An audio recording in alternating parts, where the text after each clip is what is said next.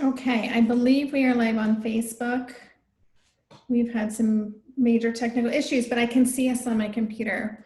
That's a good sign. You guys, thank you so much for hanging in with us. Facebook groups was down, completely down on computers. But I'm glad thank you, Lindsay. I'm glad we were able to do this. So, all right, thanks everyone for hanging in with us. And I'm gonna just take a few minutes for people to join in. And again, this is a Facebook Live with my friend, Dr. Sharon Saline, and we are talking about back to school. Sharon is the author of What Your ADHD Child Wishes You Knew. Sharon was on my podcast maybe 2 years ago now. My book came out 2 years ago in August. It's hard to believe. Yeah. Fantastic. It's great, you guys. I will post a link to the podcast episode and to Sharon's book. You should definitely check that out. I get lots of feedback, and actually in all kinds of groups that I'm in, I hear conversations. What's the best book I should read for ADHD? And your book is always at the top of the list. So thank you so much. I really appreciate that. Of course. So, all right, I'm going to take a minute to introduce myself, then I'm going to formally introduce you. For those of you who are new to Tilt Together and to Tilt Parenting, because there have been a lot of new people in the past couple of weeks. I'm Debbie, and I'm the founder of Tilt Parenting. I have a podcast called the Tilt Parenting Podcast, which I've been doing for over 4 years now. And actually this week's episode is also about ADHD. I interviewed someone named Brendan Mahan, and I don't know if you know Brendan. Yeah, sure. He's great fantastic. Conversation. Yeah. Great. So I release those weekly. I've got 225 episodes at this point. And I'm the author of a book called Differently Wired, Raising an Exceptional Child in a Conventional World.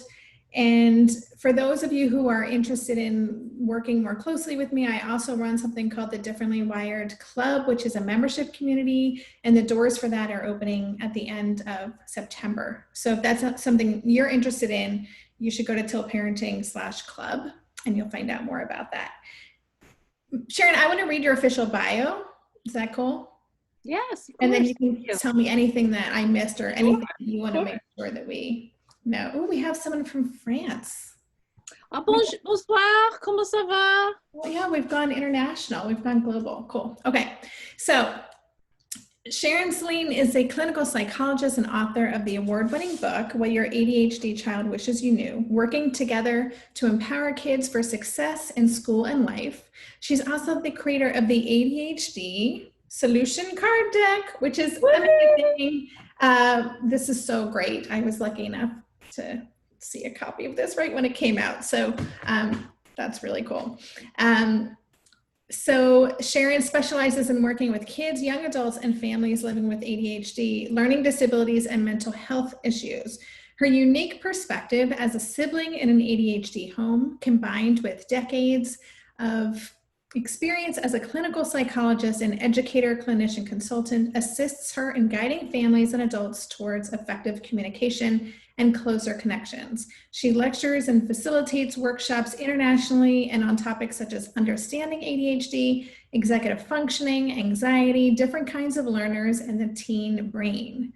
Dr. Saline is a regular contributor to Attitude magazine and to psychologytoday.com, a featured expert on mass appeal on WWLP TV, and a part-time lecturer at the Smith School for Social Work. So that's an impressive bio. It's always a little awkward when someone reads your bio and you're just sitting there like, that's okay. I feel honored that you did, and I have nothing to add. Thanks. It's just great to be here.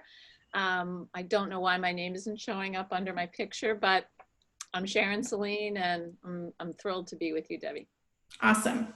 Well, we have a few questions.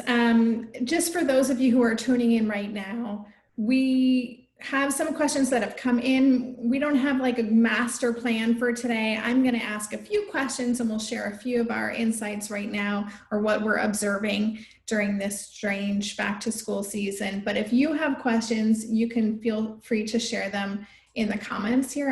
I have a computer here, so I'm going to try to monitor things on both screens and we'll see how that goes. But I guess what I wanted to start with is even just kind of the bigger question as kids are going back to school.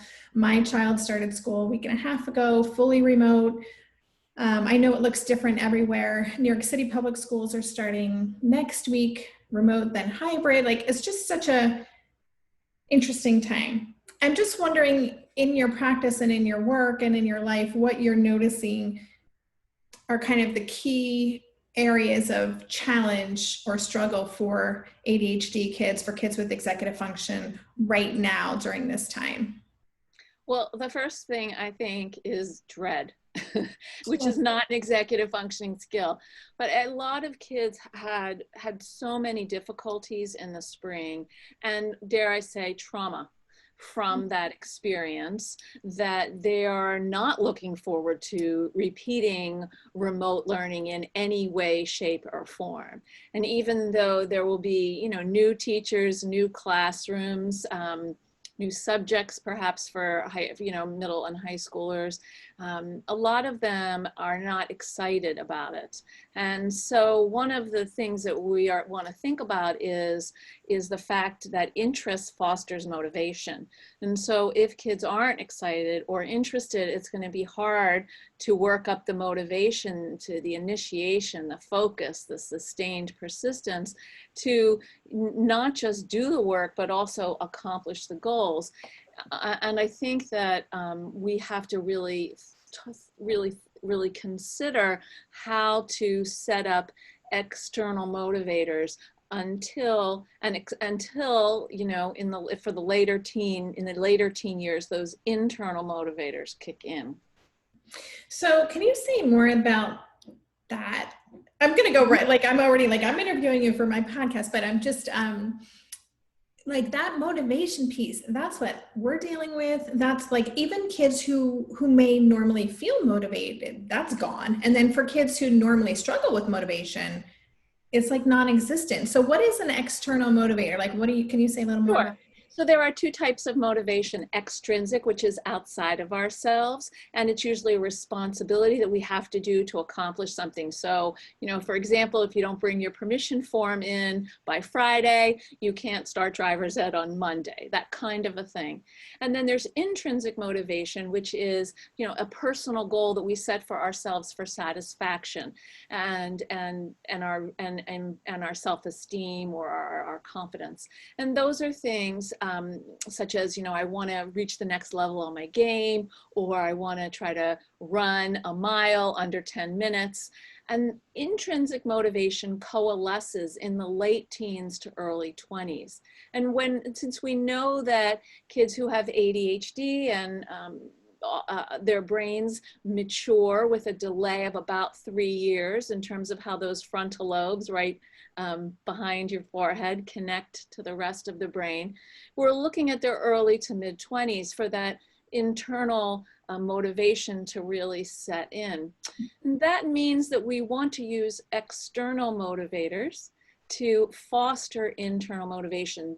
One becomes the other over time. If you think about yourself, I don't know about you, but after dinner, I can do the dishes, or maybe I want to watch my show or something on TV. And so if I watch my show, the chances of me doing the dishes that night goes down because I'm relaxed, I'm tired when the show's over. So I have to set up the internal reward, which is I'm going to do my dishes and then reward myself with watching the show. And that's what we want to teach our kids. And we can't expect that they're going to do this for themselves, particularly kids who are on the spectrum. I call HFA, high functioning autism, or kids who have ADHD, and even some kids with learning disabilities. We need to assist them in setting up that have to before the want to. Mm-hmm. So just so I'm clear, and someone was asking how you promote intrinsic motivation. First of all, I think it's really interesting that this is something that would normally kick in late teens, early 20s. And I think that's good to know, because a lot of us, I think, get the sense that this is something that all kids do really well, except for our kids. And so we are concerned about that disconnect and the timeline not being where we think it should be. So that's good to know. And just so I'm clear, when you're saying, like, are you talking about rewards, or what are you talking, like? So what I'm actually really talking about is is not necessarily, I'm going to bake you a cake because you clear the dinner table. What I'm talking about are a whole host of ways that we acknowledge and sometimes reward our kids for doing the tough stuff with things that matter. I think a lot of people think kids with ADHD or HFA or learning disabilities don't have grit.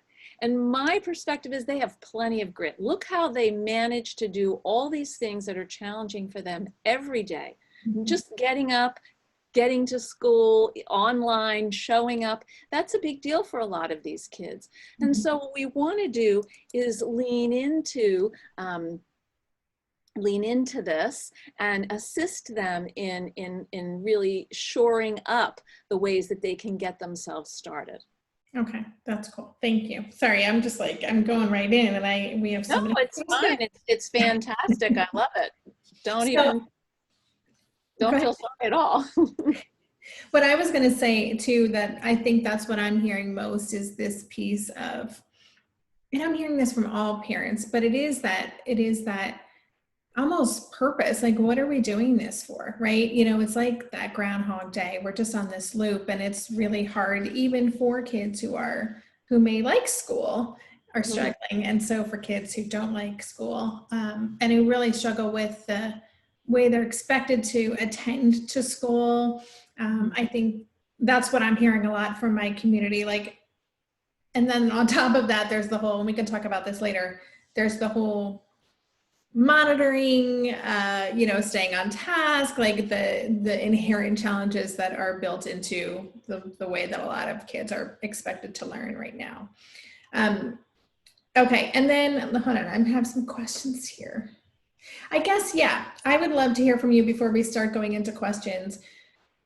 Do you have any kind of must-dos or sanity savers right now for parents who are struggling with some aspect of supporting their kids back to school? Like, what's the advice you're giving out the most to parents these days?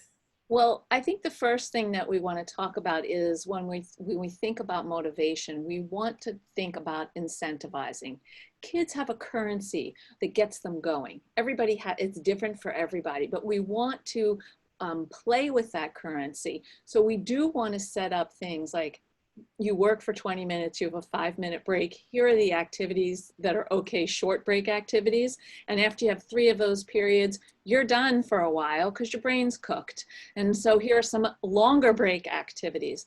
And so, in some ways, the number one thing that I'm saying to parents is think a little bit like a camp counselor. You have to have activity periods with stretch and snacks, little breaks, have lunch, go outside, have another activity period, have some free time, free screen time, have that free screen time be earned by some of the other stuff. What I see parents struggling with is, how do I set up a routine that's collaborative with my child so they want to participate? Kids don't want to argue with you. They don't wake up in the morning and think, oh, how am I going to make the day miserable for my mom or my dad? They want to have peace in the family as much as you do. And particularly these outside the box thinkers, the differently wired kids, they really need to be included in any plan or routine that you're creating. Otherwise, they don't have buy-in and they won't participate. And so I think that's some of the struggle with parents, is parents have these goals, they want their kids to meet those goals, and it's hard to slow down to take the time to have a weekly family or twice a week family meeting, to set up a plan, check in on the plan, rather than have these outbursts and explosions that actually bring everybody's spirit down. We want to have kids have the sense of, oh, look, I have a say. I may not always get what I want, but I'm participating. So for example, if you want your child to have an hour and a half of screen time a day, sit down and say you can have 2. You sit down and say, oh, you can have an hour a day. And they're like, oh my God, I need 2 hours. And you're like, oh, no problem. We can do an hour and a half. So to be able to approach it with a little bit of give and take, not necessarily, oh, negotiation means you get what you want. Negotiation means there's a good compromise. No one's exactly completely satisfied, which means you've done a sufficient job. Interesting. Yeah, I mean, I'm a huge proponent of that buy-in. I think that anyone who's parenting a strong-willed child or a child who has an idea about the way things should be, that collaboration is critical. Getting them bought in, giving them a sense of control over their destiny, over the way things are going to look, certainly has been successful in my world, especially in home. I homeschooled my child for 6 years, so I learned this lesson daily for of course hard-won wisdom. Right. And I would bet that your son doesn't like arguing with you as much as you don't like arguing with him. Yeah, for sure. So that's part of the motivation, is reducing conflict. And that's where you can start. That's the collaborative place that you start. Yeah. Yeah. And I'll say what the thing I'm trying to share, like the must-dos or the sanity savers that I'm trying to share with parents right now, is first to, this really is, I mean, it always is with these kids. This is a day by day kind of thing, like I think so many of us are looking for, we've got the plan, we're going to implement the plan, and we're good to go. Like we're all set. And of course that's never the case, but right now, especially, things are fluid, like serious, big time fluid. We can start the day, everything's going fine. And then, 2 hours later, everything's fallen apart and the whole household is in conflict and there's terrible energy. And so one of the things I'll just say that I'm really prioritizing personally and encouraging my community to do is make sure they're taking time for themselves and practice some self-care in whatever shape or form you can do it. And when you can restore, and building in little things every day so that you can make sure you're not contributing to that energy, to that conflict. And also we can, infect our kids with calmness if we're able to kind of stay in that space. But I think that's the tricky part that I'm noticing. And also just having just lowering our expectations. I was talking with Michelle Borba and she was like, just lower the bar. The bar has to be so low right now. And I hear her say that, it's like, because that's what's happening. But now I know it's okay to do. And so I think that's just a reminder for all of us. Like our kids are going to get through this, and there may be regressions, there may be the COVID slide in their academics, and these things are going to happen, but they're going to be okay. And the more we can kind of stay grounded in that knowledge and not get kind of stressed out about, but what if, what does this mean, and kind of go to that fear place, then the better off our kids are going to be as well. I think that makes so much sense. I mean, self-care is essential, not just for the parent, but also for the child.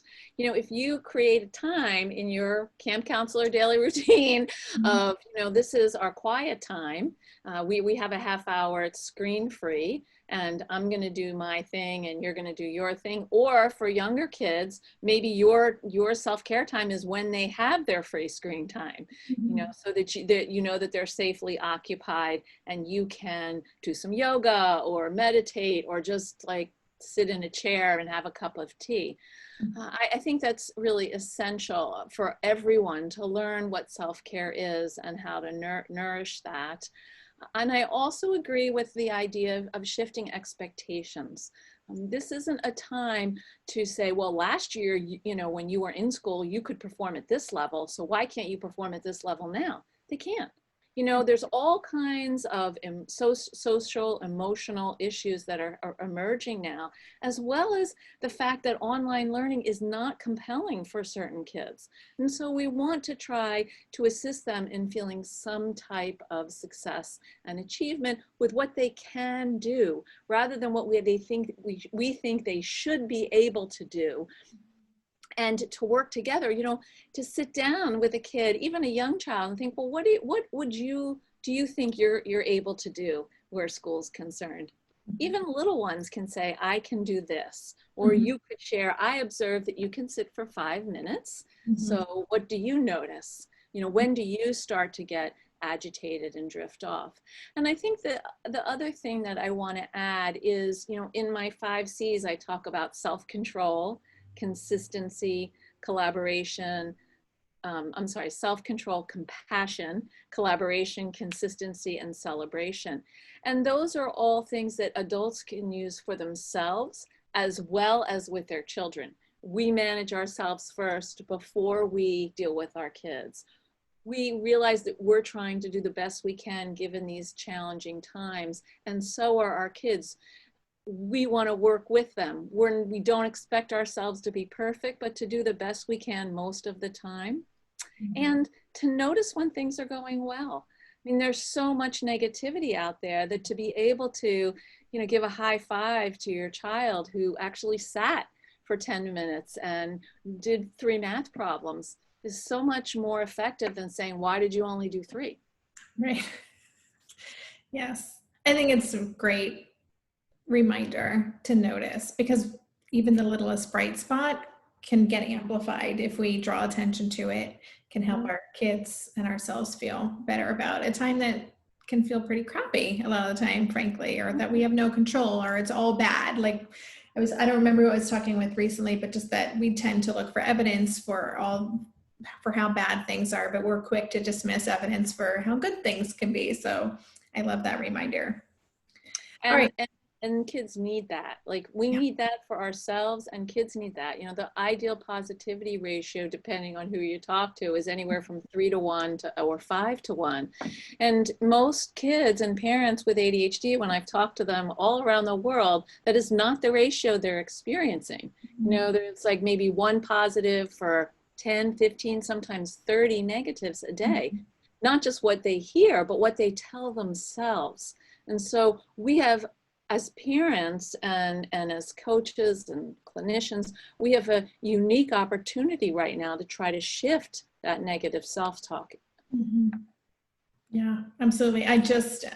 For my podcast, I interviewed Dr. Kristen Neff earlier today, all about self-compassion. And so I'm very much like, that's all swimming in my head right now. Just that idea of how we speak to ourselves versus how we would speak to someone else. And yeah, which I think we're all guilty of, not being compassionate to ourselves or having that negative self-talk. So absolutely. If you wouldn't say it to a 3rd grader, why would you say it to yourself? Yeah, exactly. So, all right, I have a couple questions here. I'm just looking at the group. If on my other computer here, if you have a question for myself or for Dr. Saline, please post it in here, and we'll get through as many as we can. I do want to just go to one question in here that says, how do you set up extrinsic rewards when a child has PDA or pathological demand avoidance type characteristics or severe anxiety, where they perceive rewards as a demand, which then they want to refuse? Do you have any insight onto that? That's a really good question. So, with PDA, kids are not able to actually work with that extrinsic reward model. And so what I would do instead is to sit down with the child and say, this is the task. What will help you get to that task? And what do we do when the thing that you've agreed to isn't working? So we need a plan, a plan, an optimal plan, plan A, and then a plan B for when what you've said you were going to do isn't working. I don't want to argue with you in the moment about what we're supposed to do. I want to set it up.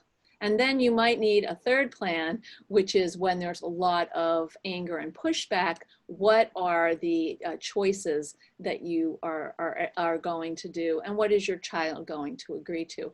Because with PDA, if they don't buy in, you're not going to have a lot of success. So we want to find some ways that they're going to buy in. The demanding part is, well, you said that I would earn it, and now you're taking it away. So you want to make sure that there are things that they earn that they get every day that aren't negotiable. So let's say every day they get, 45 minutes of of gaming, no matter what, or screen time, whatever works for your child, and they get that every day. It's the bonus, like let's say they want an extra 45 minutes, like their idea is I want an hour and a half or 2 hours a day. You set up what the minimum is, and then depending on how they ease off or how they meet some of the other challenges during the course of the day or things that you've agreed on, is whether they earn their what's left, rather than, you know, saying, well, you can have this if you do this, and if you don't do it, you can't get it. It's very hard for kids. And so just to clarify, those plan A, plan B, plan C, those are all plans that we are creating in, you know, conjunction with our child. So we're doing In conversation. And you know what I really think is important for families right now is to have a regular family meeting. One thing that kids hate is to have the conversation every day at a different time, where as you're passing them by, like, oh my gosh, you know, when did you do this, and are you doing that? It's like, no. Like, here's what we, you know, here's sort of what the plan is. And then we're going to circle back every Tuesday at 8:15 and every Thursday at 8:15 to see how we're doing. You know, what kind of extra support you need, what's holding you back, what's getting in the way. That sort of alleviates that kind of nagging machine that some of us feel like we are. And it alleviates some of the anxiety for kids about, you know, oh, you know, when am I going to do it wrong again? Oh my gosh, that is just such a good reminder. Like, as you're saying that, it makes total sense. And I'm a fan of family meetings, although full disclosure, we don't really practice them regularly right now.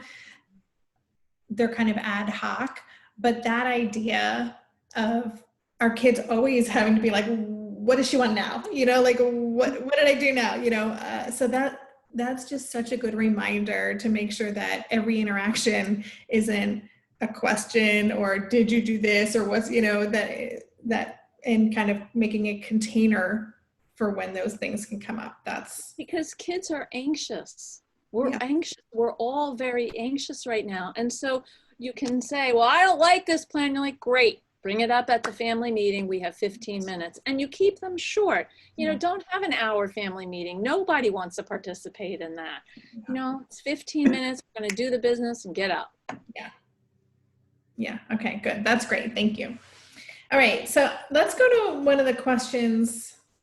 This is kind of a long one, but the first one that came in written, and I want to share it. So I'm going to read it for everybody here. And if you do have more questions, you can post them in the group here.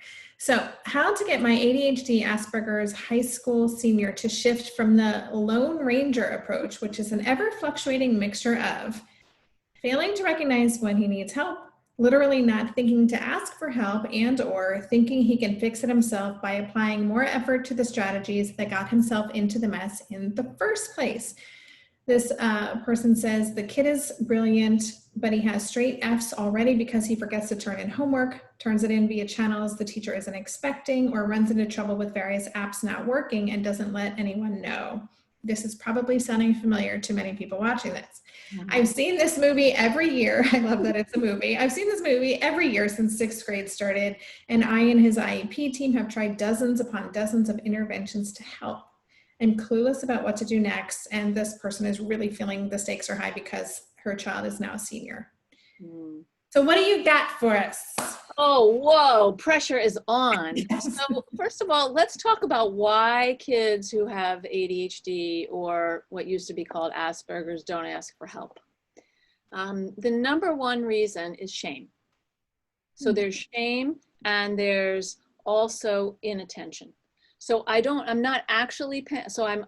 like to ask for help because I want to be able to do it myself. I'm tired of feeling like I can't do things for myself. I'm a senior. I should be able to do things for myself. So there's that. And even though the movie's been going on since 6th grade, that would make sense because that's about the time when kids start to engage in the process of adolescence. Who am I? Where do I belong? What can I do that's separate and independent, and what do I still need help with? So there's also a failure mentality that's coming into this picture, which is I I'm going to keep trying this way that's not working because I think if I could just do it right this way, it's going to make sense. It makes sense to my brain. Mm-hmm. So what I would recommend here is prioritizing what is most important and how do you want to get there. So this person has an IEP. Is this person have a time during the day when virtually they are participating in the supported learning classroom? Because if they have that time during the day, then the teacher ideally would be checking in with them about the assignments, how they're doing on the assignments, and how they're turning those assignments in. What I feel like is the gap here is that the parent is trying to bridge the struggles instead of the school doing the supervision that is required. I would also probably encourage, if possible, to get this person an executive skills coach, if that's affordable, and if not, perhaps a free honors society peer or student or college student who can meet with this student and help them organize and plan things out. I think that there's a way in which the sense that I'm getting is that this kid wants to really try to figure out how to do stuff on his own. So how could we facilitate that? What are some areas where he can have autonomy? What are some areas where he needs supported guidance? And what are some areas where he needs full guidance? Yeah, those are such great questions. And it's, yeah, this is really hard stuff. I will just say I can feel that pressure of the stakes being high. You know, I'm a big fan of Jess Leahy's book, The Gift of Failure. And also I talk about this all the time. People are like, okay, Debbie, enough. But with the self-driven child, Dr. William Stixrud and Ned Johnson's book, and like that book in particular, I use the language they suggest, like I am all in, and I've made it clear to teachers that, you know, I'm not monitoring stuff. So you guys like figure it out. And if there are missed assignments, like just be aware, like I'm hands off, like I offer support or my availability for things, but I don't monitor. Right, and when the pressure is on the parent to do the monitoring, it really contaminates the parent-child relationship, the connection, the attunement, which is so important to maintain, particularly now, and as your child is entering senior year. I'd also go back to that question of expectations. You know, the pressure is on because they're a senior. What are the expectations for this young man for next year? Right? Maybe the expectations are just let's get through. Let's figure out how to get late. I just don't I'm not clear about that from this. You know, are the expectations that he's going to go to college? Are the expectations that he's going to go to vocational school? You know, is the expectations he's going to take a year off and work and mature? You know, and that would affect how we're viewing the homework. Obviously, I think that's a great point, because I don't know how many people I have interviewed and talked to over the course of doing Till Parenting who tell me their story of flunking out of college more than once, and different colleges and jobs and all kinds of things. And, you know, we know that these kids are on a delayed timeline often. And so I think that is a good reminder that a differently wired child's senior year is not necessarily going to unfold the way neurotypical child's senior year is going to unfold in terms of the milestones and what this, you know, path is going to look like. And I think that's hard. I think that's a hard thing for a lot of people to really like be okay with, right? Of course, because we as parents, we have our hopes and dreams about our kids. You know, we want them to be okay. We want them to be able to make it on their own. And what we have to remember is that the frontal lobes connect with the rest of the brain and, you know, mature around the age of 25 +3 for kids with ADHD or who, you know, have HFA as well. And so we want to just slow it down a little bit. You know, maybe this child would do better if they had 3 classes instead of 4. I can't tell you how many kids I've seen both in my practice or through webinars who basically have had to, you know, are pushed to go to college or pushed right after high school, and they don't succeed because they're just not ready.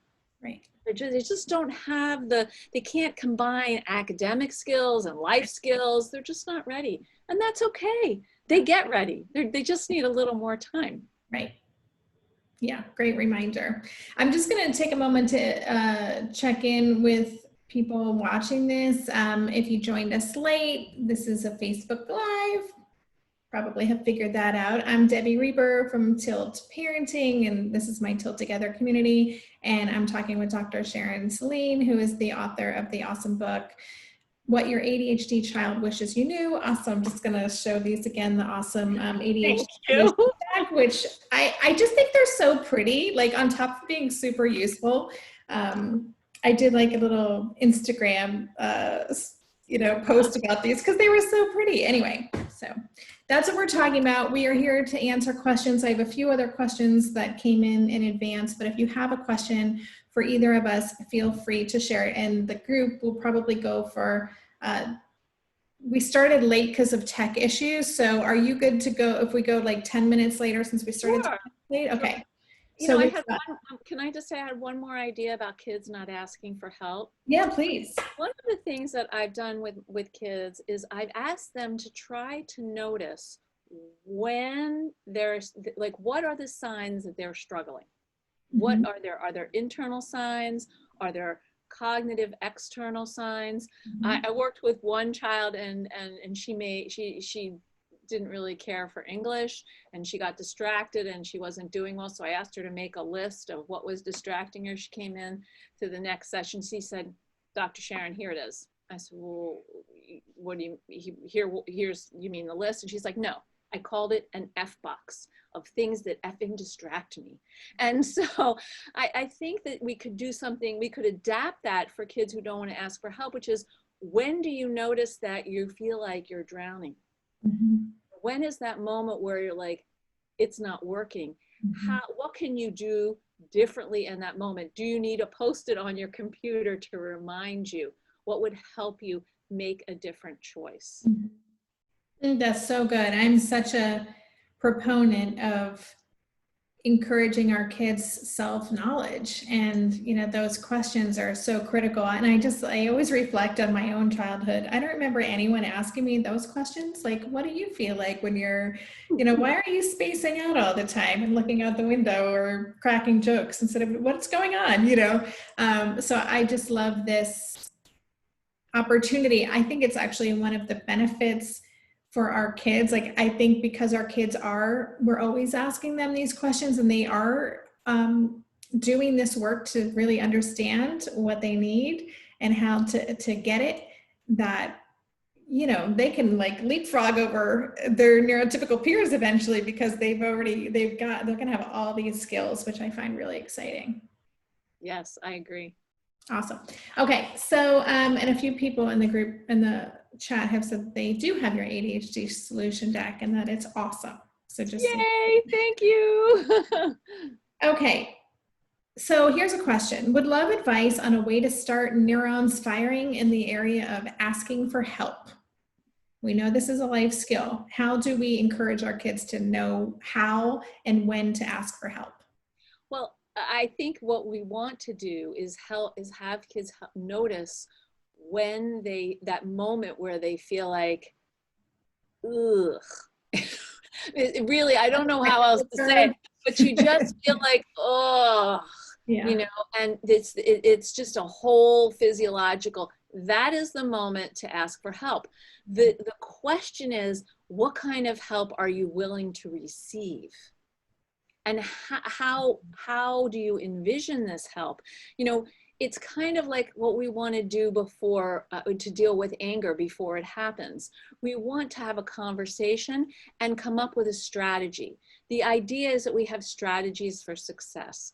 And so we want to have a strategy for when I feel like I'm not doing well. Now, some kids may not notice that, particularly little ones. They're just they don't have the brain maturity or the capacity to do that. So what would be useful is for you as a parent to start with, I notice. I observe. These are very neutral statements. I observe that you're wriggling. I observe that you're getting up a lot. I observe that you're crying. You know, this is what I'm seeing. That's a sign, remember we talked about, that you might need some help. So you want to come up separately, just like you want to come up separately when before the anger eruption, of what you're going to do when you see this or when they feel that. Yeah, I love that. And can I just ask, this has been my experience, and I want to know if this is your professional experience, that, you know, our kids often require, again, a lot more evidence. So this isn't kind of a once and done thing. Like, this is something they might test, or like that we might need to remind them over months and months and months, or even years. Like, right, this is just consistency over a long period of time. Right. And so when we talk about consistency, we're not talking about doing the exact same thing every time, because nobody can do that. There is no perfection. What we're talking about is steadiness, you know, and stability. Mm-hmm. So in that case, you know, kids with ADHD or kids who are on the spectrum, and kids with learning disabilities as well, they all benefit from visual cues. You know, they can, when they can see something, it's another channel to receive that information. And so we wanted to help them understand what's going on with them, and also give them feedback, both verbally but also visually. So to have you know, almost a flow chart, you know, if you're feeling this, you know, go here. If you're feeling this, go here, so that they can, and to remind them, you really literally have a post on the computer. If you start to feel that sinking feeling, check the chart on the refrigerator, Mm-hmm. you know, to redirect them, or as a parent to be able to say, let's go check that chart. This seems like a good time to do that. This allows kids a certain level of autonomy, but it also helps them with their own planning and prioritizing. Oh, here's what I'm supposed to do next. We talked about that. Mm-hmm. That's great. I love that idea of a flow chart. That's really, okay, maybe that will be the follow-up to the ADHD solution deck, some kind of nice poster. That's cool. All right, so we have a question here in the group. If you had one piece of advice for homeschooling younger kids with ADHD this year, what would it be? I'm thinking that this means homeschooling because of remote learning. Mm-hmm.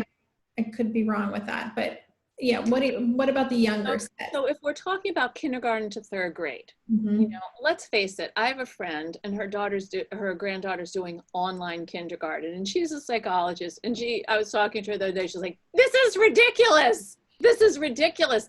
I mean, this child can count to 150 and already knows their letters and is putting words together, and the kindergarten is learning, like, what does 11 look like? And so I think that what we have to do is consider the question of fit and quantity, because where fit is concerned, is the material that they're expected to attend to and produce make a good fit for where their brains are and their level of intelligence or ability? And, you know, what is the quantity of time they're expected to show up online? I think some of these expectations from schools are absolutely absurd. You know, and it's not that engaging. I mean, literally, you know, what do you, a first grader, the one that she's going to sit online for 3 hours? No way. You know, I mean, and do a boring do a worksheet. You know, if you want homeschool to work for kids who are young, you have to have short chunks. You have to have specific interactive activities, and also breaks. And then you have a task, and then you come back to that task in an hour, so that there's a sense of a cycle of learning. So I think at home, I would make sure that whatever the schedule is, that there are regular, you know, times to take a stretch, have a snack, go to the bathroom, run around the living room, or, you know, if you have a yard, you know, run around the yard. Those breaks really will help kids get some of that energy out. They're also missing cues from peers. And this is an important thing, whether you're in kindergarten or you're a senior in high school, quite honestly. For these kinds of alternative learners, what they're missing is sitting in a classroom and seeing what their peers are doing and realizing, oh, I need to do that too. And so if the expectation is that your child is going to be doing this on their own without that kind of redirection or peer modeling, then that's not really a reasonable expectation. Yeah. Yes. And I have no feelings about this, as you can tell. No, I'm right there with you. I am right there with you, especially with the littles. I'm like, I'm sorry, but that's a hard pass for me. Zoom class like all day for a kindergartner. Work on baking, that's math. Work on, like figuring out how to plant for the fall, or alternative activities that use life skills. Let's focus on some of those. That will be rewarding. Yeah. Awesome. Thank you for that. Okay. So I feel like you've answered this, how to help your child concentrate and get less distracted at school. I mean, you just talked about scheduling in breaks, making sure they get out to move their bodies and that kind of thing. Any other thoughts on distraction? Yeah, I think it's really important to sit down with your child and a teacher or a guidance counselor and discuss how long your child really can concentrate before they need a break. And what kind of break serves them, and how many of those periods of concentration they can do before they need a big break. Right. And we want to engage the child in this process. Some kids can work for 20 minutes and then they can take a 5-minute break, get on the exercycle, work for 15 minutes, take a 5-minute break, and get a drink, and then another 15 minutes and they're done. And we have to honor that instead of berating kids and making them feel bad because they can't. Right. The other thing, one other thing about, there was a question that you sent me about how to persevere through non-preferred tasks, and this is related. Yeah. So one of the things is that kids have an affinity for certain subjects or tasks, things they like to do and things they don't really like to do. And since, as I said earlier, interest fosters motivation. There are tasks that are easy for kids, there are tasks that are medium, and tasks that are hard or challenging. So some people like to do the easy stuff first and feel like they're on a roll, and then they can, tackle that more challenging stuff. Some kids like to do that challenging stuff right off while they're fresh and then do the other stuff. It's worth having a conversation with your child and a school person about how to set up an order of working that makes sense for your child. Right. Yes. And I think, as you're saying that, I'm like, yeah, I mean, we're all that way, right? I know for me, I am really good at like crossing off all the easy things, and I will let the thing, even just the emails that require real thought. I'm like, oh my God, I'll get to it this weekend. I've talked with my son about the rocks and the stones in the bucket, So, that doesn't work for everyone, but this idea that you've got a bucket, if you've got a big task and you fill up your bucket with little stones, and the big task is the big rock, it's not going to fit if it's too many small tasks in there. So, but if you put the big rock in first, you can fill in the space. However, as you said, like every kid, every human has a different way of approaching work. And what we're discovering is that there's a lot of procrastinators here, and a lot of us work really well under pressure. And that's good to know, because that is a way to do things, right? Right. I mean, there are 3 types of procrastination, in my opinion. And one is perfectionism procrastination. Okay. If I can't do it right, I'm not doing it. Yeah. The second is avoidance. This thing that I have to do feels like climbing Mount Everest. I don't want to climb Mount Everest, so I'm not going to do it. Or I'm going to do the third type of procrastinating, which is productive procrastinating. I'm going to do other little things so I feel like, I'm actually working and getting things done, but I'm still avoiding the Mount Everest task. Right. Interesting. I like that. And one of the things, go ahead. Well, I was going to say, what happens with procrastination is that when people say they wait until that they get the fire under them to do it, what happens is that cortisol kicks in. And so cortisol replaces the natural dopamine desire to do something because it's rewarding, or you feel good that the natural interest that you have. Let's remember that people who have ADHD have naturally lower amounts of dopamine in their brain. So getting the oomph to do something that is not enticing is, doubly or triply difficult for them. Yeah. And let's attach, like, which subject is that easy thing? Which subject is that harder thing? Let's not put down the easy thing as not mattering because it's easy for you. Right. Let's just figure out how we want to arrange everything.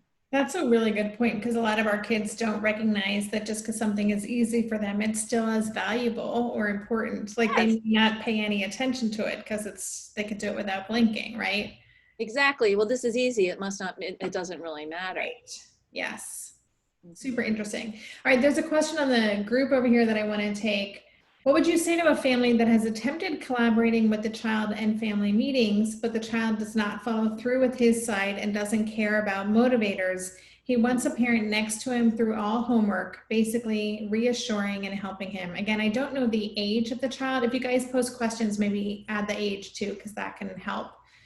But what do you have to say about this?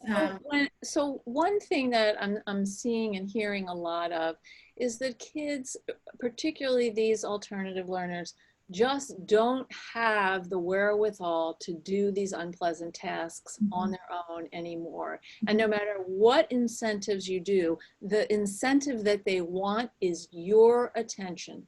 They need your attention. And so what we're seeing is regressed behavior. So this would be, let's say this person is 9, we want to subtract 3, we're at 6. We wouldn't expect a 6-year-old to sit down and do their homework or attend class without you present.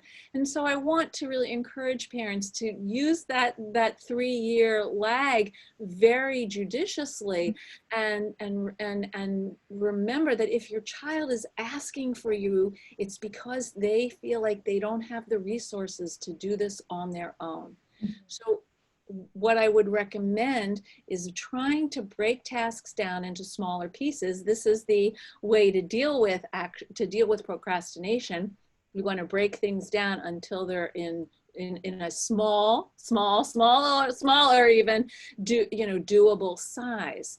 And so let's create a few things that this child can do that feel manageable.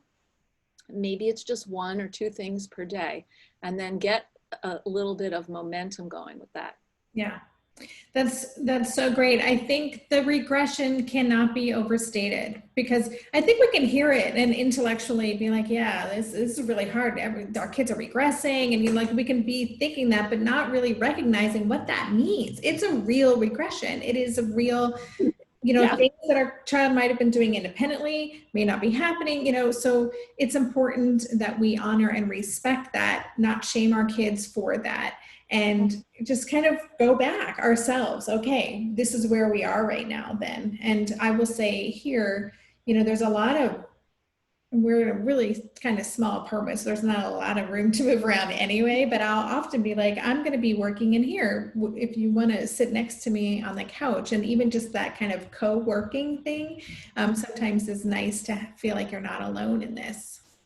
I call that family work time, actually. And I'm a big proponent of that. That's part of that, like, camp counselor daily activity routine. Now is work period. I'm going to sit here with my computer. You're going to sit here. We each have our headphones on. If you need me, you can tap me or take your headphones off. That way I'm around. I also can monitor if you're going to YouTube instead of actually attending your class. While I think it's very important for kids to have a specific space to study, and I'm talking, for kids who are, on doing remote learning, we want there to be some flexibility. Can they stand? Can they sit? What's the place number 1, and then what's place number 2, that they have an option to choose, but not just sort of a free-for-all, because one of the things that's helpful for these kids is having some kind of structure and predictability. So some days I'm at some in the morning I'm at the table, in the afternoon I'm at the sofa, the next day I'm at the sofa, and then I'm at the table. You know, these are the two places, and let me have some sort of idea of where and when I'm going to each one. That's great. All right, there's a question on here about, there's a very interesting question, I think, how to manage the code switch from home life to school day for a reluctant learner, a second grader. I think that's a really terrific question. So again, I'm going to do the math. So if you're in second grade, you're 7. So that means you're really like 4. And so I would gamify this. I would say, I would even like have, maybe create a little cubicle or some kind of, I'm missing the word here, but you know, those cardboard things where you have like a little desk. I would perhaps have a special hat you wear when you go to school, or a particular jacket, or you have a particular fidget that you get every time it's time to start a class. Gamify starting class, and then mark ending in the same way of putting that object down. You could also encourage your child to put their hand right here and talk to themselves. I'm going to school now. I'm going home now. So that there's actually some kind of self-talk and language that would assist them in making that transition. It's also useful for getting off the computer as well. Now I'm done my computer time. I'm transitioning to dinner. I'm going to dinner. Computer is over. And feed some sentences to them. Give them a phrase or two, or let them, have them work with them to create their own, of course. Again, great advice. And also for everything, I'm like, yes. And for us too, like we need a transition, especially those of us, we're all working from home, right? Most of us, if we're not essential workers, many of us are working from home, and then we need a transition to go from work parent to, to parent, or whatever that looks like. And I love the idea too of little rituals, like we have tea together, like we sit at the table and we have tea together, and a biscuit, or whatever that little ritual is, but to create some kind of nice habit together. All right, so we are winding down. If you have any last burning questions, post them in the group. I'm going to look at what we had gotten in advice. I feel like we did pretty good covering. You're good. You're like, really, you just answer the question, you go right to it. It's really awesome. Okay. One thing that we did not talk about, which someone asked, which is how to help kids process their feelings. And I guess before I leave, I would like to say something about that, if that's okay, Debbie. Please. Kids have big feelings right now. Adults have big feelings right now. And so one thing that we want to remember is that kids who live with ADHD and kids who are on the spectrum, for them, managing their feelings is challenging normally. Right? And so what kids tell me is like sometimes it can be a tidal wave of emotion. They're just like trying to keep their head above water, and they don't always succeed.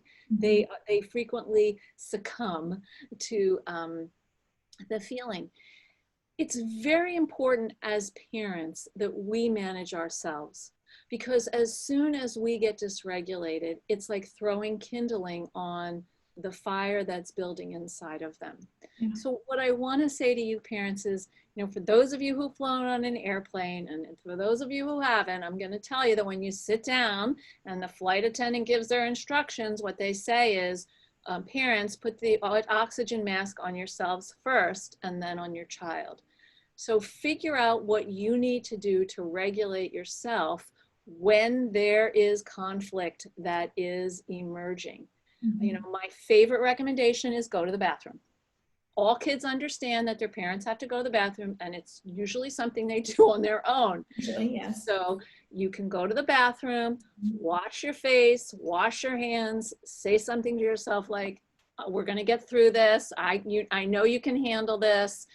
It stinks right now, but we've been here. Even if there's chaos on the other side of the door and your kid is kicking the door and yelling at you, ground yourself so that you can go out and not engage with them from an angry or reactive place.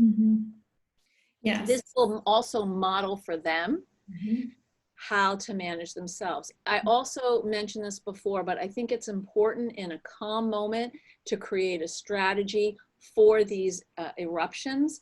I'm always surprised, Debbie, how parents are like, oh, I couldn't believe it, but this happened again. I'm like, well, of course, you know, that's part of what life is, right? You know, like, so let's plan, let's prepare for that by agreeing that in this moment here, you know, we're going to the dollar store, I bought you 10 things for your calm me down box. I'm setting the timer, you work on that. I'm gonna stick my head out the window and get some fresh air or have a cup of tea or whatever.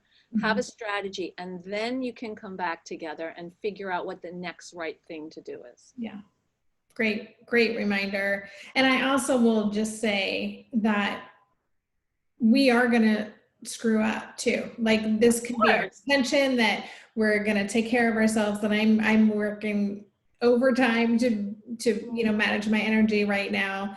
And I still screw up. I still have moments where I'm like, oh, that's not how I wanted to handle that. And so just to be okay with that, like, and we can repair then. And sometimes those repairs can be great opportunities for more connection and for more learning. And again, we're not only are we modeling this pursuit of grounding ourselves and taking care of ourselves, but we're modeling how to repair. So there's learning opportunities in everything, I guess is the way I would. Absolutely. That compassion is so important. We're all doing the best we can with the resources we have available to us in any given moment. And we are, in this particular moment in time, we all have limited resources. Yeah. I think being accountable when you lose it with your kids models for them how to give a genuine apology and own their actions and their words. Yeah. Awesome. All right. Before we say goodbye, first of all, thank you so much. This has been great and super just helpful for me personally. I always benefit so much from these kinds of conversations, but any kind of last words of wisdom, and do you want to share with people watching where they can connect with you? Yes, you can connect with me on my own Facebook page, which is at Dr. Sharon Saline. And please go onto my website, www.drsharonsaline.com. I think I lost a W in there, www.drsharonsaline.com. I have lots of free downloadable resources. I also have a weekly newsletter on a timely topic related to raising alternative learners. I think with the amount of anxiety that everyone is feeling, what I want to encourage you as parents to do is to try to zoom out and take the longer perspective. Somehow we are going to get through this. And so we have to try to talk to our fear and look back at times where we faced obstacles and overcame them, and apply that strategy, that courage to what's happening now. We need to do this for ourselves as adults, but also to help our kids do that with things, that challenges they've met in their own lives. Yeah, that's great. Thank you. And I'll just say for my closing words, my last bits of advice are that, yeah, this is going to pass. I'm feeling really optimistic right now, but our kids are going to be okay through this. And this really is kind of a taking a day by day kind of thing. We look for the little bright spots. Try to notice when you're spinning out in fear. Like I always think about this idea that right now in this moment, like everything's fine. I'm doing a Facebook Live. I'm talking to you. I'm connecting with people. I've got water here. I'm in my chair, you know. So if we can, as much as we can always bring back to this moment, that can also help us kind of not spin out about the worries. And, you know, certainly this is a challenging time, but I do believe that our kids are going to emerge on the other side of this stronger, more resilient even than we could ever imagine. And that is exciting to me. So I think we all will. And I agree. Mindfulness. When you're feeling stressed, do that alternate nostril breathing, Mhm. do the breathe in for 4, hold it for 7, breathe out for 8, whatever you can do to pay attention to this moment, because you're right, Debbie, in this moment, we're okay. Mhm. Yeah, awesome. Thank you. And again, you guys, I will include links below in this thread so that you can check out Sharon's website and her resources. And for my information, just go to tillparenting.com. That's where you can get all of my podcasts. And again, my Differently Wired Club, which is my membership community, the doors are opening at the end of the month for the last time in 2020. So if that's something that's of interest to you, go check that out at tillparenting.com/club, and you can sign up for the interest list, and then I'll let you know when I have more information on that. So I'm going to bring this to a close. Thank you so much for having me. It's great to talk with you and hang out with your community. Thank you. Yeah, I have an awesome community. I just have to say, this group. Yes, you do. Yes. So thank you for stopping by today, and sorry about the technical snafus, but I'm glad we could make it happen. Me too. I'm glad it worked out, and have a wonderful evening, everyone. And I wish you all the best. Yes. Thank you. All right. Bye, everybody. Bye.